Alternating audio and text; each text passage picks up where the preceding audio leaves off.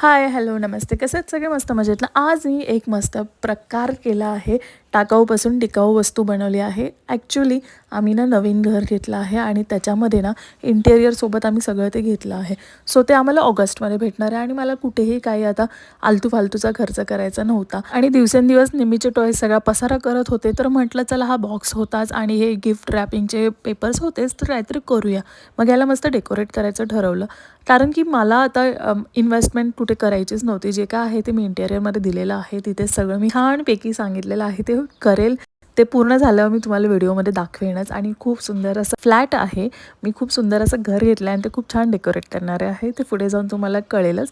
ऑगस्ट-सप्टेंबरच्या आसपास आम्हाला ते भेटणार आहे. सो तेव्हा मी नक्कीच तुम्हाला दाखवेन. तर म्हटलं आता बसलेच आहे तर टाकाऊपासून टिकाऊ आणि असं शोभेचं काहीतरी दिसेल असं करू. म्हणजे इथेच ते वेस्ट गेलं तरी चालेल.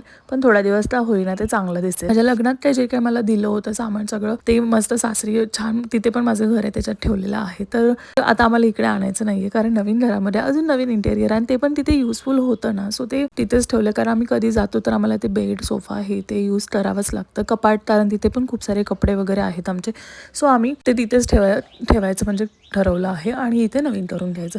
सो असा आम्ही फ्लॅट शोधला होता रेंटल की तिथे सेमी फर्निचर असेल.